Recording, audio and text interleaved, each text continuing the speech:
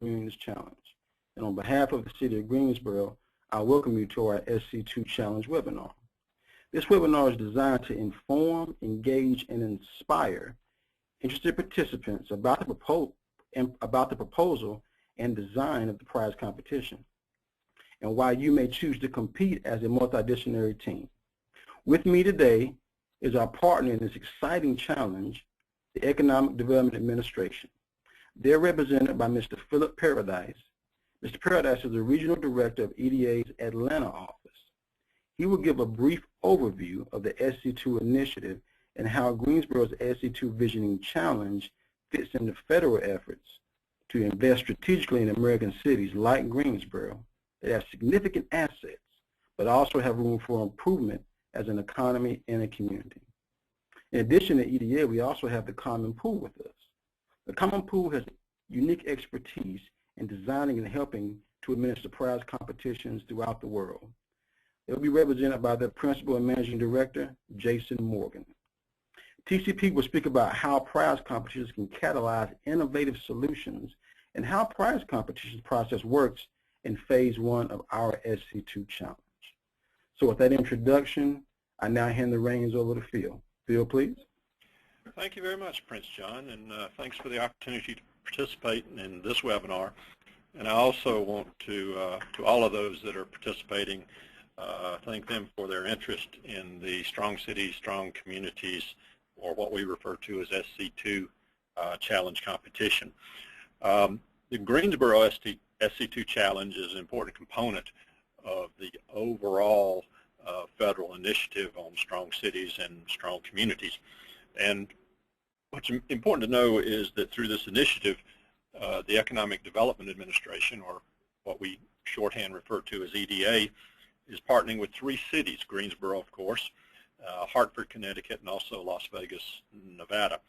And this partnership will be to conduct a challenge competition to help each city engage in a broader set of stakeholders to develop strategic economic development initiatives that can drive job creation, business expansion, community development, and support the overall prosperity of the community.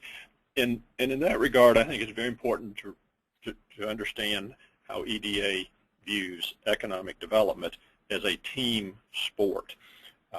Research has shown that the most effective solutions to big problems often come from teams of diverse individuals who work collaboratively to produce novel solutions and collaborative solutions.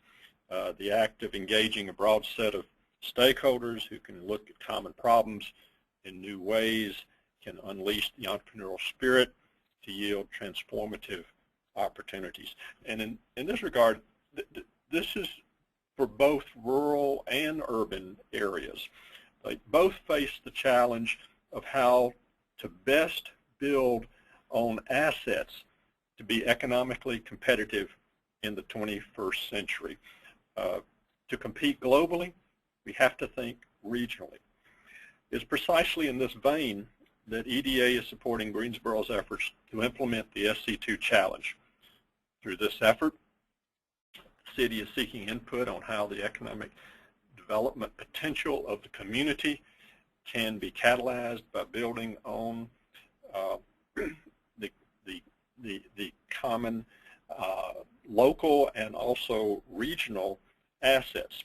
This can be workforce, business, educational, logistics, housing, healthcare, infrastructure, recreation, and tourism.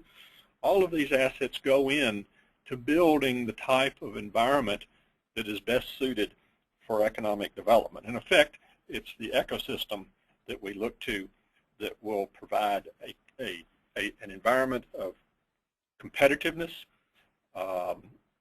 regionalization, sustainability, and also resilience. Resilience to economic impacts that may impact the area. So EDA really appreciates Greensboro's willingness to utilize this innovative model to support their economic development goals, and we look forward to working with the city as the competition continues. My appreciation to all that today's webinar is an opportunity to learn more about the city's plan for how the challenge competition will be utilized to support economic development and the requirements to participate.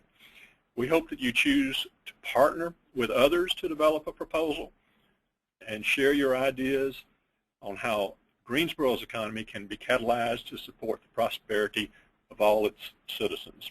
And with those ideas, the substantiations, the justifications, the support that goes into why Greensboro should take the next steps and what the end game is for Greensboro to participate in a competitive manner and on a global scale. So thank you again for your participation. Prince John, turn it back to you to discuss the specifics of the challenge. Thank you. Thank you so much, Phil. I do want to take one moment and focus on something that Phil said. The collaborative, coordinated, cooperative nature of the challenge aligns with the way we do development today. And that's great for building relationships and strengthening them here locally and abroad. He also mentioned the word catalyst. One of the unique things about the challenge is it seeks to catalyze the city's potential in a way that leads to an amplified, magnified, positive effect using our potential. So that's a new quadrant in the development policy, adding to the coordinated, collaborative, cooperative manner that we operate in. So thank you, Phil. Now we're now going to go into a brief overview of what I'm going to cover in this webinar. We've already had comments from the Economic Development Administration. I'm going to talk to you about the background of the challenge, Greensboro's economic clusters, the SC2 challenge's timeline and key events, and the SC2 Catalyst website, and some key documents that you want to refer to as you research and analyze what actions Greensboro has already taken to conduct economic development. We're then going to have Jason Morgan talk about how prize challenges are uniquely suited to innovate solutions in a number of fields. We'll then close the Q&A session. Okay, so let's go ahead and get started. First off, the city was awarded a $1 million grant from EDA in September of 2012. Greensboro is the first city in the nation to do a prize competition in partnership with the federal government. The prize competition is designed to give the city strategic, comprehensive economic development plans. And you want to take a moment and focus on two outcomes that we're looking for in the city: the expansion of businesses and job creation. Now, why is that? Greensboro and the Piedmont Triad suffered some of the heaviest job losses in the Great Recession, particularly our manufacturing. So we're hoping to get proposals and plans that spur and create new businesses, strengthen existing businesses, and lead to job creation, okay? Now, the SC2 Challenge is a two-phase initiative, and in phase one, where we are right now, we are looking for proposals for multidisciplinary teams. Now, what does that mean? It means that we're looking for individuals who partner with other individuals or other organizations to submit a proposal, okay? Now, that can be here locally, it can be statewide, it can be regional, it can be nationwide, or it can be global. Now, why is that? Greensboro competes in the global economy. It competes nationally, regionally, statewide, and locally. So while we want to focus on Greensboro as a home, we also want to reach out to the wider world economically. So ideally, a team could have participation from all 5 of those economic geographies, okay? Now, after phase one, the top 6 proposals as rated by the evaluation panel will advance to phase 2. It will be at least 3, it can be up to 6. In phase 2, finalists will flesh out and make more complete their initial proposal, okay? Now in phase 1, we do offer 3 awards for the top 3. First place is $55,000, second place is $35,000, and third place is $10,000. A total of $100,000 is awarded in phase 1. But should you advance to phase 2 and not get an award in phase 1, it does not mean that you cannot win first, second, or third place in phase 2. Okay? Let's go to the next slide. Okay. Now, Greensboro's clusters. Now, what do we mean by Greensboro's clusters? Well, Greensboro has 6 industry sectors that we've identified as critical and crucial to our economic development. Now, I'm only going to talk about 2, although all 6 are important. Now, you may not know it, but Greensboro's nickname is the Gate City. Now, why is that? It's the Gate City because of its unique location in the south. Let me read you a little comment about where we are. Greensboro sits midway between New York and Miami and offers an outstanding East Coast location. More than half of the U.S. population can be reached within 650 miles of Greensboro. Our business climate boasts a reliable infrastructure that can serve the needs of supply chain and logistics. Now, previously we were the Gate City because of the train system, but now we've evolved to include air as well as land transportation. So when you do your proposal, should you decide to compete, you want to take the time to research these 6 industry sectors, and you might decide to include them, but you don't have to. The key point is whatever particular industry or theme your proposal uses, you want to be able to express how it's the best proposal and how it will utilize Greensboro's numerous assets. Now, I do want to focus on one more topic, workforce development. Now, we know that we live in a knowledge economy in the age of big data. And one thing that we want to do is we want to exploit the power that data has to make better decisions and fuel our economy. So you might want to think about how can we develop a workforce for the 21st century that uses data as information. That's one of the things that we're really looking for, okay? And if you'd like more information about our clusters, we'll be able to provide that to you through the Piedmont Triad Partnership if you want to get more information about that, okay? All right. Now, the timeline of events, this is very important. We're about a little more than 3 weeks from closing out registration for Phase 1. If you want to compete in the challenge, you must first register, and that's done through the SC2 Catalyst website, okay? The due date for that is July 24th, so a little more than 3 weeks, a little less than a month, okay? So that's the most important date at present, okay? When you form your team, you will submit your Phase 1 proposal by September 22nd, okay? Now, once Phase 1 proposals are rated by the evaluation panel, the top 3 to 6 will advance to Phase 2, and we'll announce those on November 20th, okay? Now, 2015 refers to Phase 2. So once we announce the finalists, Phase 2 begins, okay? In Phase 2, your strategic plan is due April 20th. And then winners will be announced May 20th, okay? So you have a little less than 2 months from registration to when Phase 1 proposals are due. And then if you're a finalist, you have a little more than about half a year to author your plan, okay? Now, the SC2 website. The SC2 Catalyst website is your main resource for learning about the challenge, for registering, and communicating with other participants. Mr. Paradise said that we really look for working as a team and doing economic development. So the website offers you the option to reach out to other individuals who are registered to potentially form a team. Now, you don't have to do this, but the website provides the option for you to do that, okay?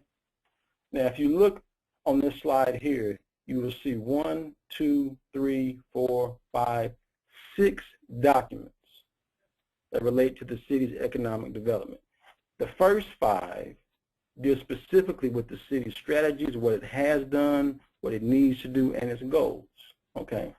This last document, Global Trends 2030 Alternative Worlds, is provided by the Department of National Intelligence of the United States.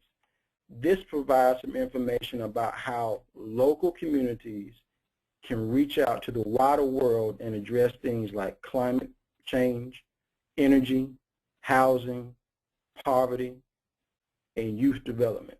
So I encourage you to read or at least peruse these 6 documents. But your main tool will be the SC2 Catalyst website, okay? Now, I'm now going to have Jason Morgan of the Common Pool talk briefly about why prize competitions offer innovation in finding solutions. Jason? Thank you, Prince John. Again, my name is Jason Morgan. I am the managing principal of a company that's responsible for designing competitive scientific trials, prize competitions, and online challenges. We've done this all over the world. We've done this in the Middle East. We've done this in Scotland. We've done this for the federal government now, and we work with major charities and commercial partners. In our experience in developing these competitions, what we try and focus on is delivering a value-added proposition to all of those who will register and participate in these competitions. So whereas other environments, which are competitive opportunities to receive grants or to receive rewards, sometimes will focus on just the end result, sometimes just providing value to those people who compete and win. The difference between what we've done here is we're really trying to provide an experience that's value added for everyone who completes the requirements of the application. And so what that means for you is that today you can go to the website, and you can go there by either going directly to SC2prize.com or going and then surfing through to the Greensboro competition, which is part of SC2. Or you can enter greensboro.sc2prize.com, and you can go directly to the Greensboro site. And there what you'll see is complete open transparency. All of the requirements to participate are described in detail on the website. Your opportunity to register to participate is available to you up until the deadline for registration. Once you have registered, you can use the back end of the website to connect to other people, to join discussion forums, to chat with new people that you may not already know who are trying to solve the same problems that you are, and to build teams.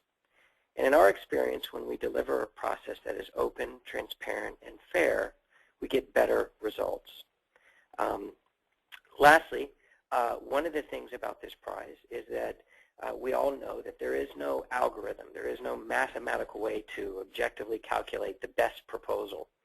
And because of that, we know that we have to rely upon the opinions of a great many people. This is a subjective competition. And so what we've done is we've gathered together our judges, who are the local community leaders of Greensboro. And their identities are also published on the site. So you can understand, even before you've registered, what is required to participate, how you will be assessed, and who will assess you. But once you have registered and you've gone through the process of building your team and submitting your proposal, we have employed a system in which every one of those judges who's assigned an application is going to score and comment upon your application, and we're statistically normalizing that process. And what that means is that for each person or team, for each team that submits a completed application, you will have 5 of those judges who are named on the site looking at your application. And they're not only going to score your application using a rubric, which is available for you to review on the site, they're also going to comment upon your application. And so one of the propositions here is you will not only get a chance to see what those other judges thought about your plan, how they ranked it, how they scored it, but you also see kind of where you stand in relation to all the other teams who've gone through this process as well. And again, in our experience, by providing that type of proposition that's completely transparent, where there is no question about why you scored in a certain rank order or how you scored in a certain rank order, we get better feedback, we get better participation. And so as you can see, this whole competition is designed to drive the community, to build a community, and to build kind of a process through which you participate, you receive feedback for your participation, and you understand the final results of this competition in that first phase. Going into the second phase, we have a more curated process because we have fewer applicants to manage. And so during that time period, we have the City of Greensboro who will be leading that activity. You'll have teams entering in a competition for a much higher cash reward. And they'll be asked to do a great deal more in submitting their final plan. And so what we're going to rely on is that the City of Greensboro is going to start to kind of assemble those folks, and there's going to be a little more time and attention to pay to each of the individual teams in the second round. Again, with fewer of them, we're able to shine a light on those teams. We're able to actually kind of start to showcase what we're looking at in terms of our finalists. And what we want is we want this community of people that have registered to participate in this competition to remain active and to track this going through from the first round to the second round. Even if in the second round you have not advanced or you're not competing for a cash prize, we want all eyes on the competition. And we feel that through your registration and through your commitment in developing a proposal, you'll have more of a commitment to not only seeing the plan, but also kind of promoting the end result of the competition. We've learned that these competitions can become very much about collaboration and team building. And what we want is at the end of the day, Greensboro is going to have built something that requires consensus from that community and that requires a lot of buy-in from that community. The finalists who are going to enter the second phase are also asked to seek letters of endorsements from local community leaders.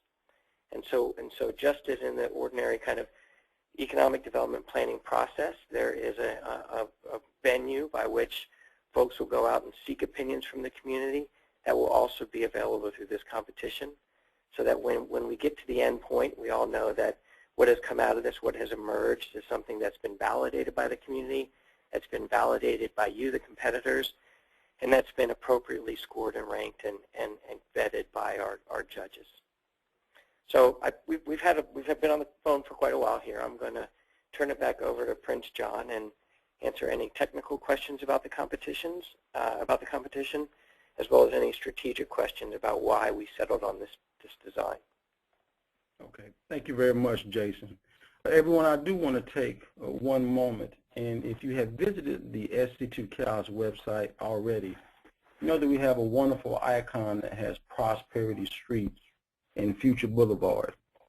As I have talked to individuals and teams about the challenge, they've asked me, you know, Prince John, exactly what is the city looking for in a winning proposal? And what I say very simply is, how can you help Greensboro become a strong city and a strong community where in the future it's prosperous for its citizens, its community, and its businesses? Now that's a grand request, but hence the name, that's why I said SC2 Challenge. So as you work on your proposal, should you decide to compete, take some time and look at that icon and reflect on what it means, what it really means for Greensboro to be a prosperous city in the future and to be strong as a city and as a community. Now, I want to take us back to the Q&A session. We have some questions here that we found to be commonly asked, and we want to go over these while we wait for you to ask any questions. So we're in phase one right now. So if you decide to submit a phase one proposal as a team, you know, what do you need to have? Well, in phase one, a complete submission has at least 2 elements, and it could have as many as 3. The first is your phase one proposal, which can be a maximum of 25 pages, but it can be less. You want to focus more on substance here than style when you offer your work. You want to make sure that you express clearly what your particular development themes are, what your signature project is, and you want to speak from the frame of why your proposal is the very best. And we encourage and we expect everyone that competes to come from the mind frame, their proposal is the very best, and here is why. You will also do a 5-page executive summary of your phase one proposal, which means you want to give us the highlights of your phase one proposal, okay? Now, in phase one, you don't have the opportunity to speak in person or present to the evaluation panel, but you can do a video. The video can be 2 to 5 minutes, and that video can kind of offer you an opportunity to express your voice and express why your proposal is the best, okay? Now, Those are the three elements. And you might ask, well, how are we going to be rated on our proposals? Well, each proposal will be rated on three criteria. The first is proposal locally oriented? What does that mean? It means the proposal has researched and shows evidence of Greensboro's economic realities, and that any signature project or any strategy is focused on Greensboro's unique position. Okay? It's locally oriented. Okay? You want to cast a critical eye on Greensboro. Okay? The second thing, is the proposal feasible? If we were to animate this plan, could we realize it in the real world? I like to say, if we had a Tony Stark idea, if we had a great idea, could we bring it down here to the real world? It needs to be feasible, but it also needs to be innovative, which means your proposal needs to push the boundaries of development policy or link existing development policy in a way that is unique and different. So, locally oriented, feasible, yet innovative. Now, those three criteria, you will be judged on a scale of 0 to 5 for all three, as Jason said, by at least 5 judges. Okay? So that's how you will be rated. Okay? Now, I said the video was optional in phase 1. Well, how important is it? Well, it depends. If you want to add a personal touch to your submission, then you might want to do a video. But remember, the video is not more important than the proposal or the executive summary. Think of it as an enhancement or an amplification of what you've already expressed in your proposal and reiterated in your summary. Okay? Now, unlike phase 2, in phase 1 the video is optional, and phase 2 is required. So depending on your team's confidence in your submission or how you want to convey your message, you may or may not choose to do one. Okay? 3 main questions. So now I'm going to check and see if we have any questions.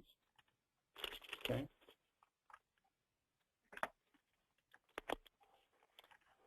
All right.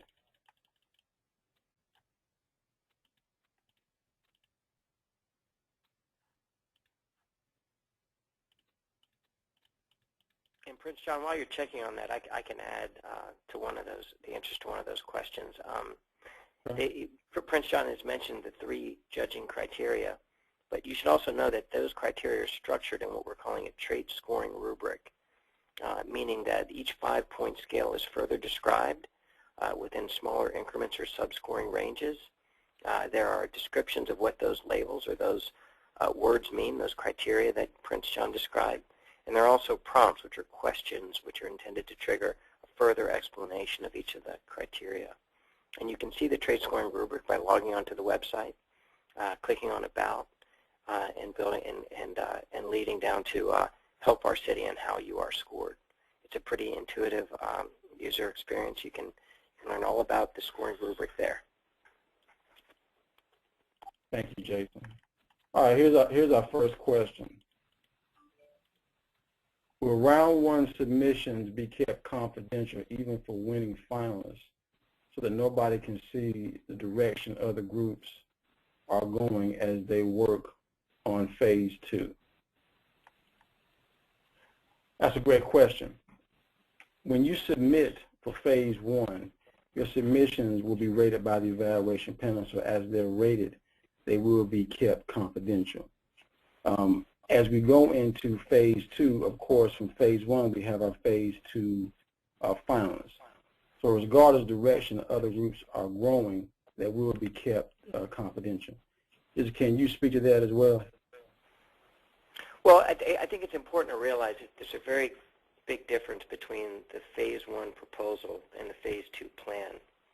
And you can go to the website and you can read what those differences are today, even before you've registered to participate. In the phase 1 proposal, we're looking for you to complete the 3 sections and the optional video that Prince John described, but also within that document, you're going to be laying out a very discrete proposal, kind of a project, which embodies your overall strategic approach. And those projects are going to be shared by the city so that the city can benefit from from the ideas that win cash awards. And so this is a big part of the competition. It's trying to make sure that the city benefits from all of those winning ideas, and that they can use those ideas if they'd like. That's why people are paid for them through cash awards. In the second round, there's a great distinction between kind of what you see at the 100-foot level, or the proposal with the embedded project, and the much larger strategic plan.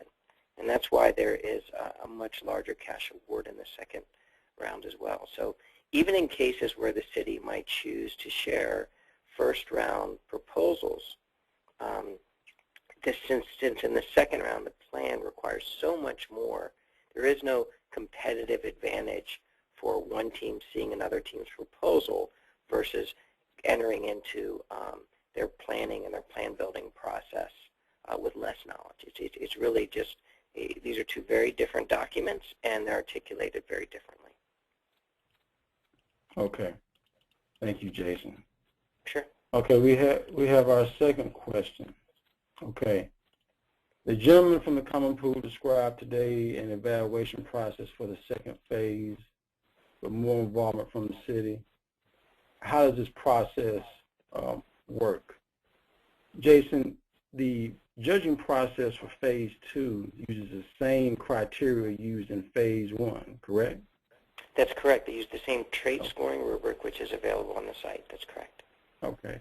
So when we say that finalists have more involvement with the city than phase 1, they get to do an in-person presentation, and they may be requested to do more as they seek to get endorsements for their plan and go about refining the final proposal. Is that correct? Yeah, that's correct. I mean, obviously it's a more manageable group.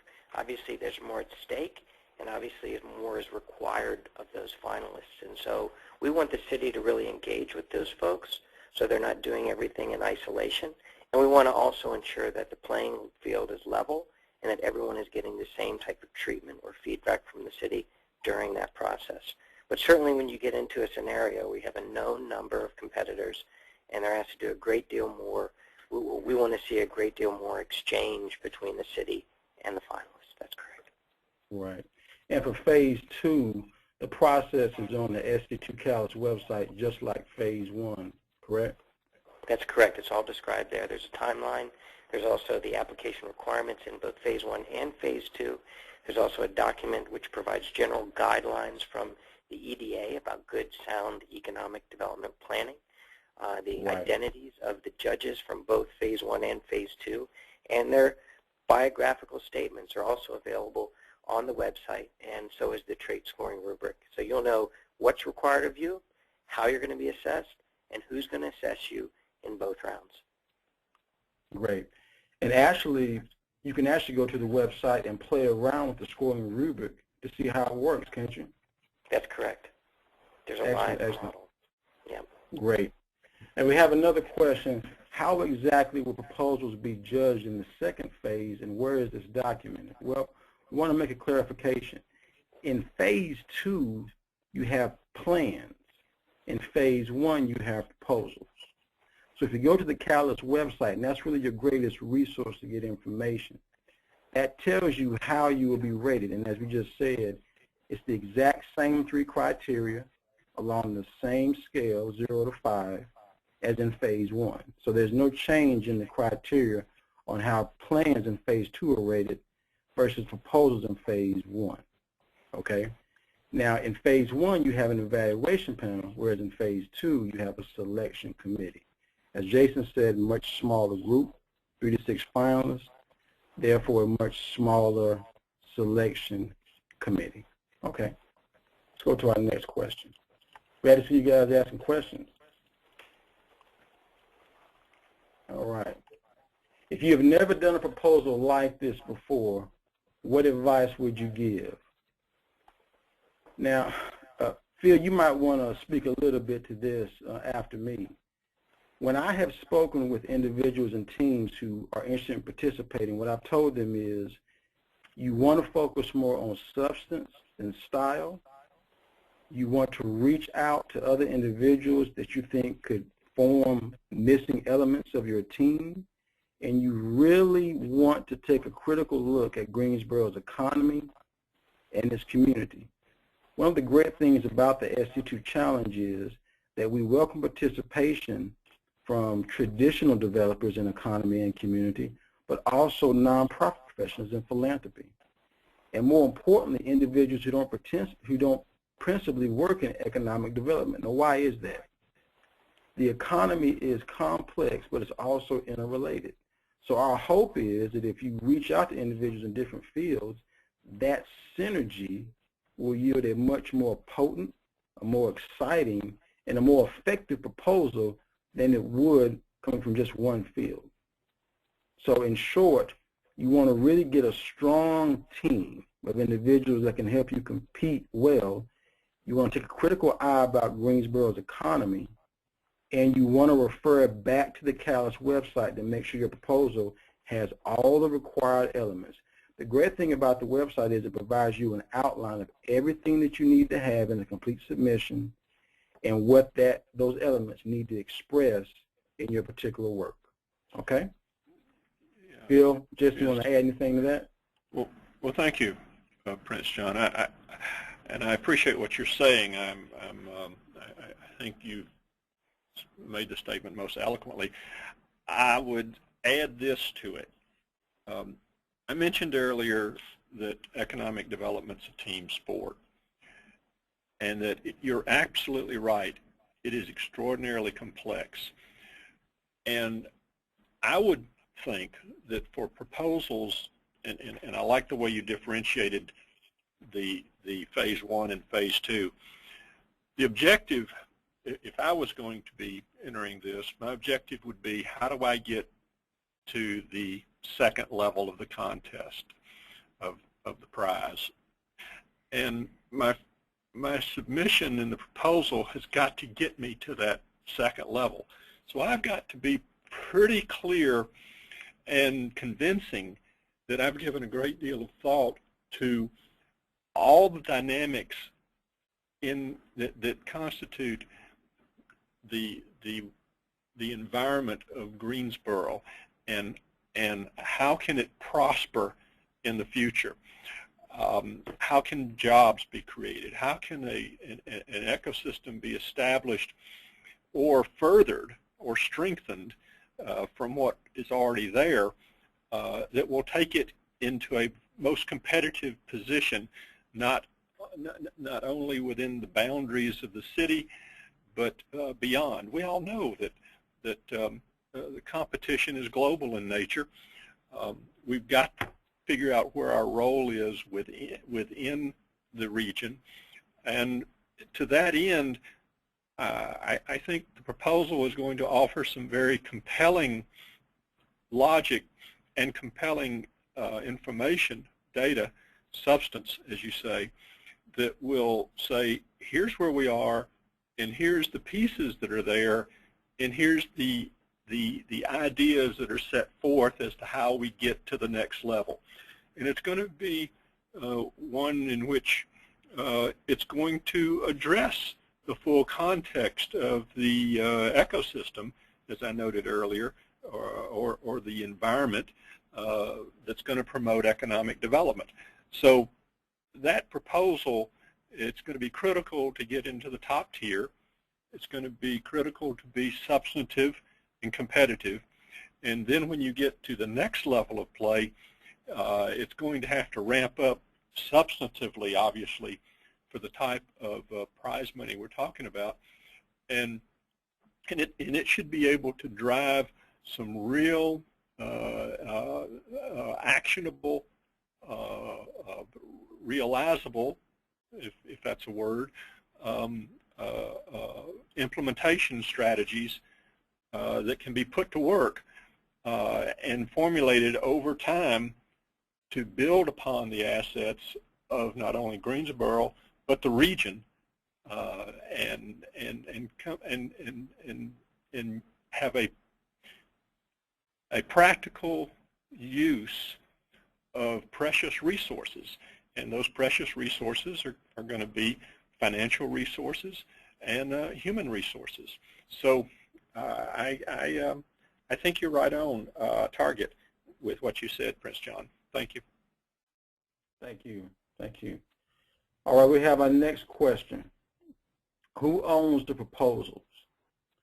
The proposals submitted in phase 1 for which awards are given, like the plans that are submitted and awarded in phase 2, those proposals and plans become the property of the city. So the city owns those proposals and it owns those plans only for the ones that are submitted and for which the city awards prizes. Any proposals in phase 1 and any plans, well, and all plans in phase 2, the city would own those. But in phase 1, if your proposal does not win a cash prize, the city does not own that proposal. Now, I want to make a key point here. Just because your proposal does not place, it does not mean that proposal did not have value. It doesn't mean that it cannot be animated potentially at some later date. We hope to get a large number of high-quality submissions that the city can animate as appropriate in the future to seek that prosperity that we need. So even if you don't place, it does not mean that your submission does not have value, and it does not mean it cannot be a potential resource that we could use in collaboration with you from the city. Okay? We have another question. Can teams be a group of individuals, or does it have to include multiple organizations? I'm going to answer this one, Jason, but feel free to jump in. A multidisciplinary team needs to be at least 2 individuals, or it can be 1 individual in an organization. The key point is the team must be animated by at least 2 persons. Okay? Now, you could have 1 organization, as long as that incorporated entity has at least 2 individuals animating it, it could also compete. The key is there needs to be at least 2 individuals animating the team that intends to compete. Jason, you want to add anything to that? No, I think that covers it. You know, the big distinction here, and the thing that may confuse folks, is that when you first go to the website, you can register as an individual. And you can begin composing your application, you can begin kind of thinking about what you want to do. But when you go to submit your application, you really need to be part of a multidisciplinary team. You absolutely need to be part of a multidisciplinary team. And so we just want to alleviate any confusion about coming in and registering as an individual versus submitting as a team. And we've provided you tools on the back end of the website so that you can meet other individuals, so that you can build a team, so you can complete a profile for yourself and for your team, and so you can share information with your team members or even people that are not on your team who you may solicit to become part of your team, or who you may want to reach out to just to talk to about the nature of your proposal. And so, again, register as an individual if you've not already formed your team and begin building your team, or come to the table with your team already in place and register as a team through that process as well. Right. And I will make another point. The website gives you the opportunity to really, put a bio out there, say who you are, what your interests are. So you really want to use that to express to other people, your expertise, who you are, and it may allow you to get that missing element in your team, but it also allows you to express your competency, your skill level, and how you're able to really offer a vibrant plan. Okay. We have another question. Other than favoring a multidisciplinary team, do SC2 rules favor other team attributes such as ethnic diversity, Greensboro residency, and etc.? I'm going to go ahead and answer that one, Jason. Feel free to come in. The 3 criteria that we mentioned earlier, local orientation or locally oriented, is your proposal feasible, and is it innovative? Those are 3 criteria submissions are rated on by the evaluation panel. If you go to the website, each of those 3 criteria are explained from a definition standpoint. So if you were to submit a proposal, and let's say you got a 4 on local orientation, the judges would have looked at that definition and they would have evaluated your proposal based on that explanation. So those are the only 3 criteria that proposals or plans are rated on as far as a criteria. Okay. Does you want to add anything to that? The only thing I would add to that is really take a look at the criterion local. It doesn't necessarily mean that the team has to be from Greensboro. It means that they have to clearly exhibit, they have to demonstrate evidence, they have to validate that they have an understanding of those local conditions. We actually have invited national and international teams as well, and it's important that we laid out what those criteria are, the definitions of them, and even the definitions of ranges of scores that could be provided for each criterion, so that you can better see what the judges will be looking for. Thank you. Thank you. All right, we have another question. Though the idea is shared, does the submitting team retain any intellectual property rights to the idea? Okay, and then we have another question. Could we use it in another context without penalty? Let me answer that question.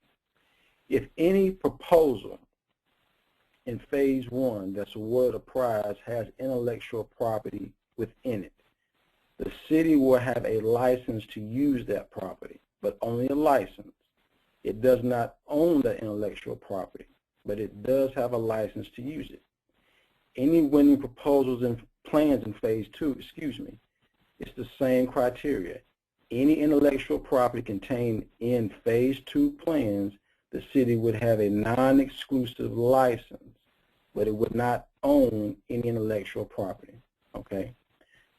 Phil, you want to say anything to that? I'm hitting that on the mark. No, I think you've covered it. Okay. Okay. Now the second question is, could a team use it in another context without penalty? Any team that owns intellectual property that it expresses in a proposal or a plan, they still own that intellectual property. The city does not own it, even though that proposal or plan would win. It merely has a non-exclusive license to use that intellectual property for a governmental purpose in perpetuity. And you can find that information on the SC2 Catalyst website. And we encourage you to go through the website and look at the rules so you get very familiar about all that is required. And should you have questions, you can ask. Just, you want to add anything to that? No, I don't. I think the trick here is be very specific in the project, which will be contained in your phase 1 proposal. But what we're not looking for in terms of that level of specificity are things like blueprints, things like patentable ideas.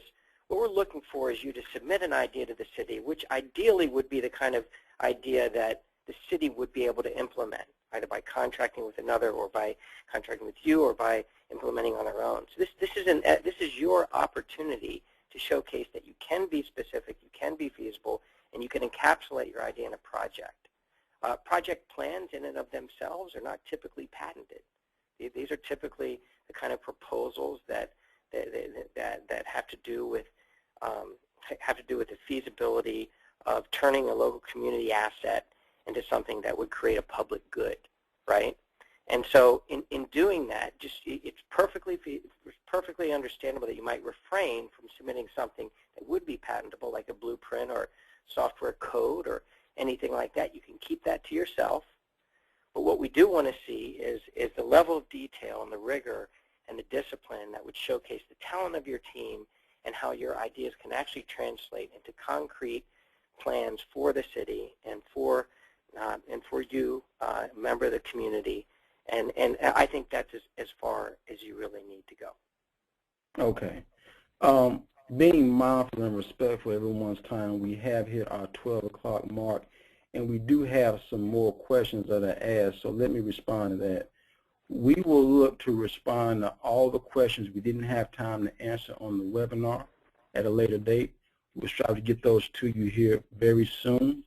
And also, I want to encourage everyone that if you have more questions or interested, as you can see on the slide here, you can contact me at 336-373-7573, or via email at sc2@greensboro-nc.gov. This presentation will be recorded and will be available to watch on demand. And as we close out, we want to encourage you to take some time to learn more about our city by either visiting us and or reaching out to staff. Our hope and our desire is to help every team that wants to compete to make the very best submission they can. So we offer technical assistance to help you understand what we're asking for, so we can meet either via phone, we can talk via email, or we can do a virtual meeting. Our goal is to help support you make your very best submission to compete in our SC2 challenge. So before we close out, I want to offer Phil an opportunity to speak, and Jason, before we close out. Phil? Well, thank you very much. And again, I really appreciate this opportunity. I think it's wonderful when we have the ability to engage potential applicants, potential submissions. I think it helps clarify a lot of points to get into those conversations. I appreciate you putting this together, and Jason, thank you so much for being on it and supplying your expertise. Sure. We appreciate the work. Thanks. Sure, and so I'll add my last 2 cents in that if there's a call to action that should result from this webinar, it's that the deadline for registration is July 24th. That is only a handful of weeks away, and if you have the slightest hesitation about this competition, you have the opportunity to read all about it on the website. Everything is there. It's completely open and transparent. But if you do not register by July 24th, you will not have an opportunity to compete. So there is no cost to your registration on you. It just really kind of leaves the door open until after the 24th. And the next deadline is the proposal deadline, which is September 22nd. So even if you still have that hesitancy, go ahead and register today, continue to make your decision, and extend the period during which you can decide how you want to participate from July 24th until September 22nd. So please register, please encourage others to register, and please continue to reach out to us with any questions. Okay, great. Well, as we close out, again, I want to thank everyone who took time out of their day to attend the SC2 webinar. We appreciate your interest and your potential participation, and we look forward to speaking with you further. Please reach out to me should you have questions. And as I said earlier, for those who didn't have time to have their questions asked, we'll plan to respond to you here as soon as possible. Everyone have a great day, and hope you enjoy the July 4th holiday. Thank you.